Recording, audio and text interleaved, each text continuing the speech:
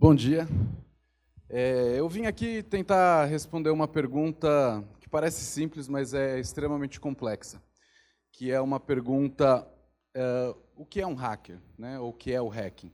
Eu acho que poucas questões elas despertam tanto fascínio hoje na sociedade como essa figura, né? Pouco compreendida, às vezes estigmatizada. O termo hacker ele já foi utilizado para se referir a coisas tão diversas quanto programadores, especialistas de segurança em sistemas, ativistas, artistas, empreendedores, fazedores em geral, e muitas vezes até, especialmente mais recentemente, com uma derivação de sentido, né? Hackear a educação, hackear as cidades, né? Até padeiro hacker eu já vi numa notícia uma vez. E dá a impressão assim que todo mundo quer ser hacker. E é uma coisa que me intriga muito, porque, muito embora eu tenha tido contato com a computação bastante criança e contato com o que, pelo menos aqui no Brasil, é considerado como o começo assim da cultura hacker, no começo dos anos 90, para mim sempre foi uma coisa meio intrigante, porque nesse período, principalmente nos anos 90, começo dos anos 2000, eu já trabalhava profissionalmente na área de segurança, e você não podia abertamente ter essa ânsia de querer se autodenominar hacker. Primeiro porque não era uma coisa, nunca pegou bem, né? Para muita gente, hacker é sinônimo de genialidade, então você não pode esperar que ninguém te respeite se você se autodenominar gênio, né? Mas também porque havia uma estigmatização negativa. E então eu dediquei grande parte, inclusive, da minha vida profissional a trabalhar em projetos para tentar acabar com essa estigmatização, porque eu sempre achei que poderia ter consequências muito ruins. E mesmo tendo organizado, por exemplo, eu idealizei algumas das maiores conferências que a gente tem na América Latina sobre o tema, muito focado nessa ideia de tentar acabar com esse tipo de estigmatização. Muitos de vocês poderiam achar que isso seria o suficiente para eu me sentir plenamente qualificado a pegar e trazer para vocês uma definição. Mas eu não me sinto. Principalmente porque eu acho que várias outras pessoas já trouxeram essa definição. Então eu vou preferir, na realidade, contar para vocês uma história. Uma história que pode se confundir com a história pessoal de muitos de vocês, pessoas que se apaixonaram pela tecnologia assim que viram qualquer coisa que remetesse a um computador, quase que de maneira instantânea, mas uma história que é muito pouco conhecida, mesmo daquelas pessoas que trabalham de maneira muito próxima a essa cultura, né? O que vocês estão vendo aqui é uma maquete do Tech Model Railroad Club, é um clube de ferromodelismo do MIT, o Instituto de Tecnologia de Massachusetts. Esse clube é considerado de maneira documental um dos berços assim da cultura hacker. Você sabe que dá um baita trabalho fazer maquetes desse tipo, normalmente envolve pessoas assim com interesses bastante diversos a respeito de uma série de coisas, desde coisas mais artísticas até coisas mais técnicas. E um dos subgrupos, né, que chamava Subcomitê de Energia e Sinalização, basicamente trabalhava desenvolvendo circuitos, né, para controlar os trenzinhos. Eles, quando era nos anos 60, e quando os computadores começaram a chegar no MIT, eles foram instantaneamente fisgados por isso aqui. Esse é um equipamento chamado TX0, ele é um equipamento considerado meio precursor assim, dos minicomputadores. Você sabe que nessa época os computadores assim, não eram dispositivos exatamente, falaram de usabilidade aqui hoje, né? Não eram exatamente dispositivos práticos. Não havia praticamente mídia de armazenamento, você tinha que teclar o código numa espécie de uma máquina de escrever que convertia aquilo num cartão perfurado, e esses cartões perfurados eram usados para abastecer as máquinas. E esses equipamentos custavam uma fortuna e ficavam fisicamente trancados em espaços reservados para quem estava fazendo algum tipo de curso relacionado àquilo, porque nem curso de computação, na realidade, existia nessa época.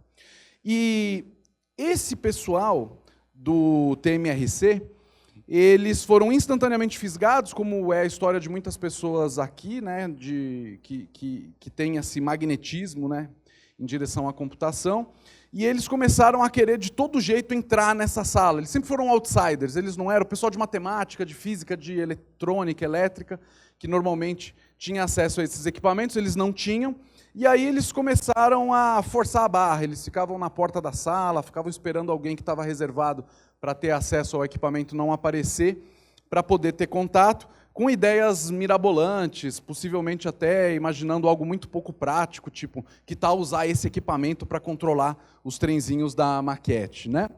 E pouca gente sabe, mas o termo hack é um termo bastante antigo dentro da cultura do MIT.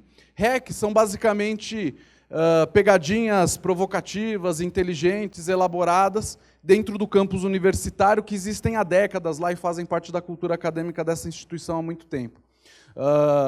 Cobrir, por exemplo, o domo da biblioteca com papel alumínio numa madrugada. Aí todo dia, aí no dia seguinte todo mundo chega lá, olha para aquilo, acha legal, né? É difícil explicar o que é legal. O Mark Twain falou uma vez que humor, tentar dissecar humor é igual tentar dissecar um sapo, né? Você não acha nada dentro e acaba matando a piada no meio do caminho. Mas tem aquela coisa que você olha, né? Pô, cobriram a biblioteca de papel alumínio e rapidamente você começa a se perguntar, como é que aquilo foi feito? 2, o que aquilo significa? Ou seja, tem um elemento de primazia técnica, tem um elemento até de expressão pessoal. Quem trabalha com programação sabe que existem dezenas de formas diferentes de se resolver um mesmo problema. Algumas delas, né, sequências de operações, algoritmos que a gente chama, são tão inusitadas que para quem não entende aquela solução, quando você olha, simplesmente parece mágica. E não tardou para que, nesse celeiro fértil de início da programação, da programação, do uso dos computadores, começassem a aplicar o termo hack nesse contexto. Quando alguém encontrava uma solução extremamente inusitada e eficiente para um algoritmo, para resolver um problema, aquilo começou a ser chamado de hack. Por quê? Porque tinha primazia técnica, porque na hora que você olhava o código, você mergulhava dentro da cabeça da pessoa que tinha encontrado aquela solução, ou seja, era uma forma de expressão, e porque, sei lá, era legal, né? Principalmente quando você conseguia fazer o sistema fazer coisas que ele supostamente não deveria fazer. E, como vocês podem ver aqui, essa história de não haver mídia de armazenamento levou ao surgimento de uma cultura de celebração a esse tipo de habilidade. Nasceram os primeiros hackers, as pessoas que eram mais prolíficas na criação desses hacks dentro da computação. E como não havia mídia de, digamos assim, armazenamento, a não ser esses rolos, né, mas é difícil de ler o código lá, começou a se criar uma cultura de simplesmente deixar os programas escritos em cadernos, né, digitados em cadernos, que ficavam dentro de gavetas mesmo, porque você precisava estar fisicamente nesse espaço para poder ter acesso ao equipamento. E, a partir daí, as pessoas perceberam o quanto isso era bom para a troca de conhecimento, quanto isso era produtivo, como todo mundo podia se beneficiar se você deixasse o código lá, e a pessoa pudesse aprimorar em cima daquele código e aprender com aquele código e assim por diante. Esse equipamento e também o laboratório de inteligência artificial do MIT, onde o Stallman estudava, são considerados também o berço daquilo que a gente hoje conhece como cultura open source. À medida que começou a ocorrer, inclusive, uma profissionalização da computação, no começo eram uma mistura de alguns professores da faculdade com esses outsiders forçando porta dentro, querendo ter acesso, se sentindo donos daquilo mais do que a própria universidade, a profissionalização começou a levar coisas tipo direito autoral, devemos proteger o código deve ser livremente acessível ou não, e isso, obviamente, provocou reações nessa comunidade que via o processo como algo muito mais importante que o resultado final. Essa maneira de interagir, esses valores e assim por diante. E esse processo, a cultura open source, para mim, uma das coisas mais seminais dentro da cultura open source é isso aqui, o Space War. O Space War é considerado um dos primeiros jogos de videogame, vamos colocar dessa forma. Ele rodava no PDP-1, que é um equipamento, você podem ver, um pouquinho menor, aqui começou-se a chamar essas coisas de mini computadores, em contraste àquele negócio enorme, computadores, né? O PDP-1 ainda não é considerado exatamente um mini computador, mas já está em vias de. E o Space War é um jogo que lembra o Asteroids, e para mim poucas coisas representam melhor a cultura hacker do que a cena gamer de alguma forma, porque dentre as muitas coisas que poderiam ser feitas com um equipamento de $1 milhão, certamente jogar videogame não era uma das mais urgentes, mas mesmo assim resolveram fazer. Por quê? Porque sim, né? A computação ela passa a ser, a partir desse momento, começa a ter fins em si próprio, a computação pela computação. A computação como meio de expressão, a computação como estilo de vida, né?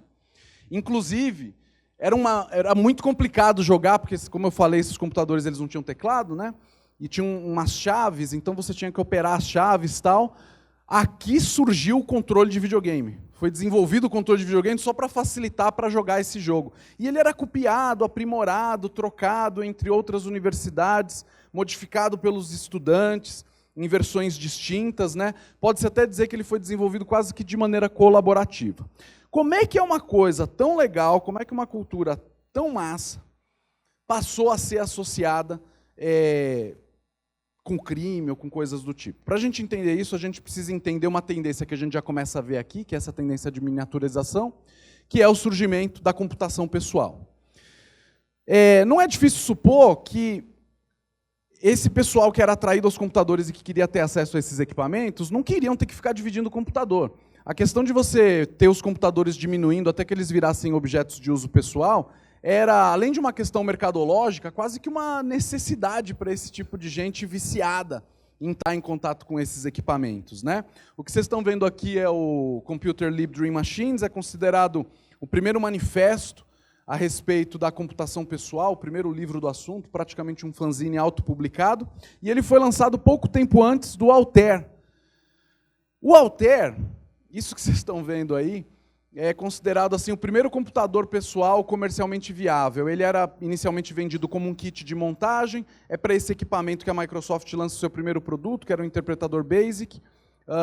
É aqui que costuma se dizer que nasceu a cultura de pirataria. O Bill Gates escreve uma carta pedindo aos robistas, né, como era chamado o pessoal nessa época, parar de duplicar o interpretador BASIC que ele tinha desenvolvido para o Altair sem pagar licença.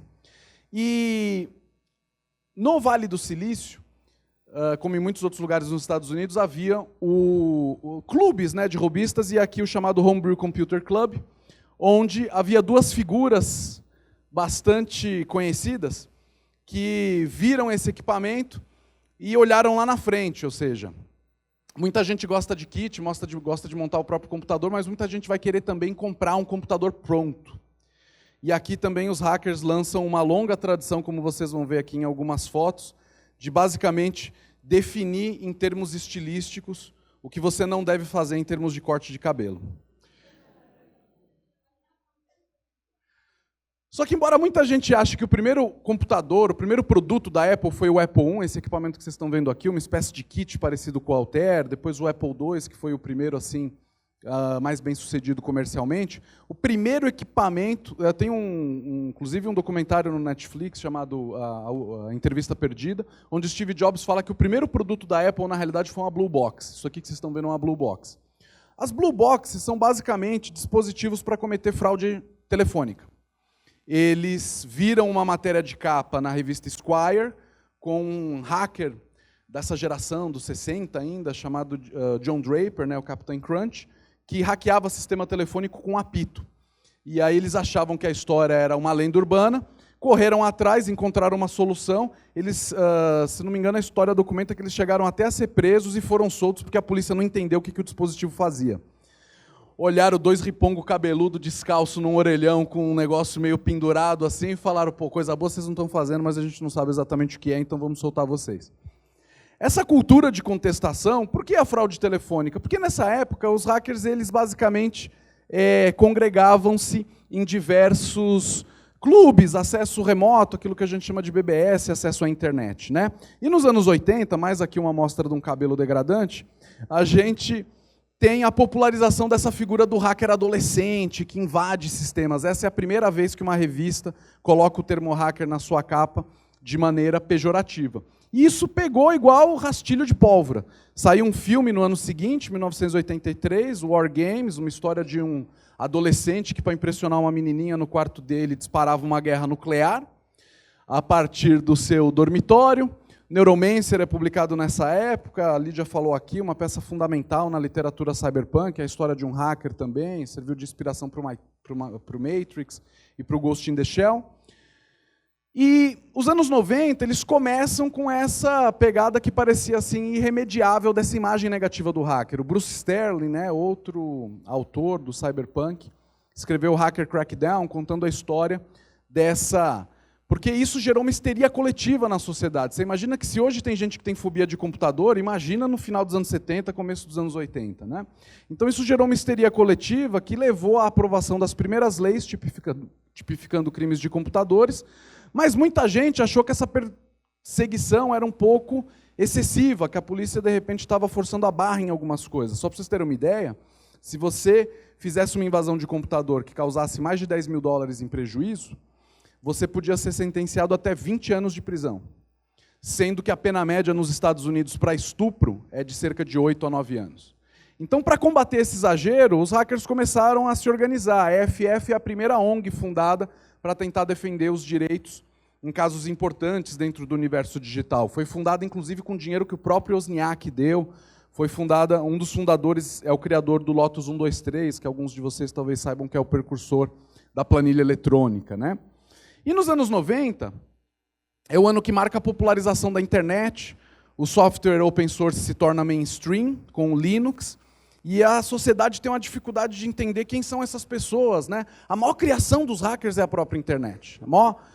Se existe uma coisa que expressa essa cultura e esse espírito, é a própria internet. Né? A sociedade passa a conhecer que grande parte da internet funciona num código que foi desenvolvido de maneira colaborativa sem que ninguém seja especificamente dono disso. Nessa transição das BBS, que eram esses sistemas que usava-se para se conectar de maneira remota, né, para a internet, ocorre a primeira DEFCON, hoje a maior conferência hacker do mundo, que começou em Las Vegas só como uma grande festa de zoeira de despedida das BBS. E percebeu-se ali o tamanho da cena, o tamanho da quantidade de pessoas que gostariam de estar em contato. O filme que melhor registra, né, essa época é o filme Hackers, filme da década de 90, filme que lançou a Angelina Jolie ao estrelato, e começa a mostrar esses dilemas éticos confusos, porque uma coisa é quando você faz zoeira nos computadores e basicamente quem usa computador são outras pessoas igual a você. Outra coisa é quando a sociedade começa a ter infraestrutura crítica dependendo desses sistemas. Então, inevitavelmente, esse limite entre o que é legalidade ou não, ele ia chegar. Um dos mais famosos casos de prisão do Kevin Mitnick, até hoje considerado o hacker mais famoso do mundo, ele passa 5 anos preso, 8 meses em solitária, porque, segundo ele, a polícia conseguiu convencer o juiz de que ele teria a capacidade de iniciar uma guerra nuclear assobiando num telefone público. E aí a gente pode dizer que, de certa forma, os rebeldes contra-atacam, né? No começo dos anos 2000. É nos anos 2000 que o hacking começa a se identificar como uma força política, com o surgimento do Anonymous, com o surgimento do Partido Pirata, professando alguns elementos dessa cultura. Né? É também no começo do século XXI que surge o Bitcoin, e o Bitcoin coloca um elemento de confusão na cultura hacker muito grande, porque até então muita gente achava que o Anonymous, ou talvez o Partido Pirata, eles eram meio libertários de esquerda, não estava muito claro o que é. E aí o Bitcoin, uma moeda eletrônica transacionada pela internet que ninguém sabe quem criou, e que funciona à revelia do sistema financeiro internacional, parece um capitalismo anárquico, né? Gera muita confusão para as pessoas tentarem entender o que é isso. E com, obviamente, elementos dessa cultura tomando tantos aspectos, a gente começa a ver atores de Estado entrando nesse processo também. A Operação Aurora é considerado um dos primeiros grandes casos de um ataque sofisticado financiado por um Estado, no caso a China, contra empresas americanas, já em 2010, né? O Stuxnet, o primeiro caso de uma chamada cyberarma, um vírus de computador que foi desenvolvido em parceria pelo exército americano e Israel para ser utilizado para sabotar uma usina de enriquecimento de urânio no Irã. E começa-se também, com as revelações do Snowden, a compreender o tamanho do protagonismo que serviços de inteligência, governos, etc., já estavam desempenhando dentro dessas temáticas. incluindo a criação de frentes de combate cibernética, né? Os americanos eles criaram o 5º comando, porque eles consideram basicamente o cyber como um 5º fronte de combate, além de ar, terra, água e inteligência, que chama, né? E a gente entra nessa década, né, indo para o final dela, não daria mais para a sociedade tentar se dar o luxo de não querer compreender essas figuras tão controversas, e o hacking, na minha visão, nesses anos recentes, ele alcança verdadeiramente assim, o status de mainstream, com coisas como Watch Dogs, uma franquia de games que já está na sua 2ª edição, né? Mas nada se compara à série Mr. Robot, né? A série Mr. Robot é um fenômeno de crítica, de público. A gente tem toda uma geração de profissionais apaixonados pelo Elliot, né? Um anti-herói que durante o dia convive com as trivialidades da etiqueta do trabalho e da sociedade de consumo, e que à noite vive uma vida paralela, tendo que confrontar as revelações da verdade que vem às mãos dele por conta de suas próprias habilidades, né? E aí eu acabo com uma necessidade, ou talvez até uma dificuldade, que é, como é que a gente tenta concluir uma história que ainda não acabou, né? Eu acho que a mensagem que eu teria para dizer seria de que hackers são figuras contestadoras que escolheram a tecnologia como suporte para suas ambições pessoais, profissionais, artísticas, né? Eles são uma força também, né? São também uma força disruptiva na política, tão disruptiva como as ideias que eles professam. Então, tentar necessariamente interpretar isso como bem ou mal é, na melhor das hipóteses, uma iniciativa muito desastrada da imprensa de tentar resolver uma confusão que ela mesma criou, né? Acho que hackers eles são muito diversos para você tentar construir uma narrativa única. Eles são muito complexos para serem encaixados em noções maniqueístas de tipo bem ou mal, por nós ou contra nós, esquerda ou direita. Mas eu acredito que poucas culturas impactaram de forma tão ampla e tão profunda a maneira como as cidades, como as sociedades, elas funcionam e se organizam. Isso tem uma coisa que eu tenho certeza, é que a gente não vai conseguir responder essas perguntas, nem professar, de certa forma, essas discussões, sem ter eles numa posição de protagonismo. Então, voltando à pergunta inicial, o que é hacking, o que é hacker, talvez essa pergunta ela tenha se tornado obsoleta. Veja o exemplo aqui das palestras que a gente teve ao longo do dia nesse TED. Dada a amplitude com a qual a tecnologia impacta a sociedade hoje, né, dado o mundo hiperconectado que a gente vive, talvez a pergunta mais apropriada não seja mais o que é hacking, e sim o que não é. Acredito que hoje em dia é muito pouco. Obrigado, pessoal.